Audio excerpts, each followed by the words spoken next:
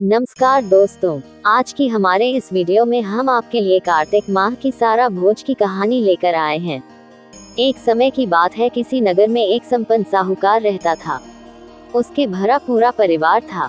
3 बेटे, बहू और पोते पोती, बेटी जावाई, नाती नाते नादी सभी बहुत खुश थे।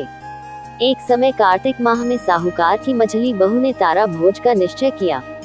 उसने तारा भोज की कहानी अपनी सास को सुनने के लिए कहा तो उसने मना कर दिया और बोली, मुझे अभी मंदिर जाना है, पूजा पाठ करना है। उसने अपनी जेठानी से कहा, आप मेरी कहानी सुन लो।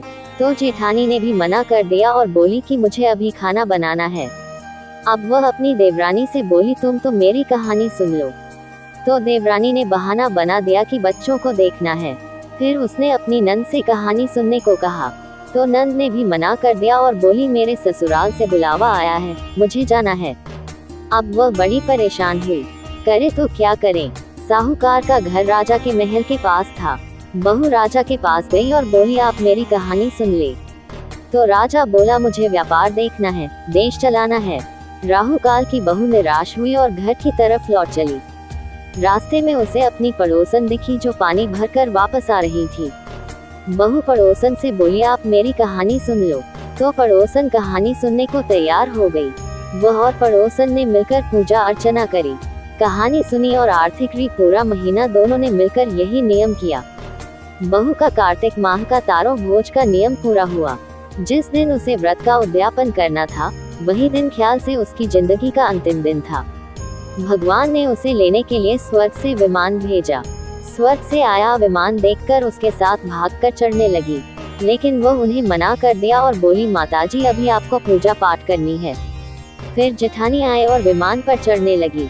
उसने जेठानी को भी मना कर दिया और कहा, आप कैसे चलोगी, आपको अभी खाना बनाना है।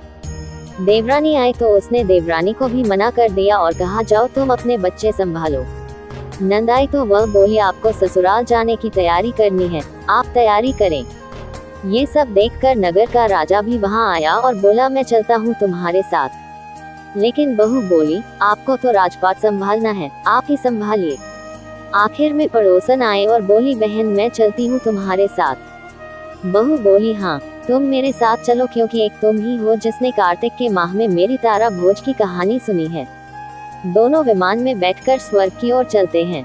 तभी रास्ते में बहू को अभिमान हो जाता है और वह सोचती है, मैंने कार्तिक का पूरा व्रत किया, कहानी कही, इसलिए मुझे स्वर्ग का वास मिला है। पर इसने तो कुछ भी नहीं किया, सिर्फ कहानी सुनी है, फिर मेरी वजह से इसे स्वर्ग का वास मिल रहा है। बहू मन में ऐसा सोच ही रही थी कि अचानक भगवान उसे विमान से नीचे फेंक दिया। उसने पूछा, भगवान मेरा अपराध तो बता दीजिए, आपने ऐसा क्यों किया। तो भगवान बोले, तुझे अभिमान हो गया है, इसलिए तू धरती पर ही रहे। आने वाले 3 साल तक तू लगातार भोज व्रत करेगी, तभी तुझे स्वर्ग की प्राप्ति होगी। और भगवान पड़ोसन को स्वर्ग ले गए, क्योंकि पड़ोसन ने बिना स्वार्थ के पूजा और सच्चे दिल से किया था। अब बहू को अपनी भूल का एहसास हो गया। उसने फिर कार्तिक के महीने में तारा भोज का व्रत और पूजन पूरे 3 साल तक किया और अपने किए की भगवान से माफी मांगी। तीसरे साल फिर से विमान आया और इस बार बहू को अपने साथ ले गया। कार्तिक देवता इस कहानी को कहते सुनते और हुंकार भरते सब पर कृपा करना। जय कार्तिक महाराज जी।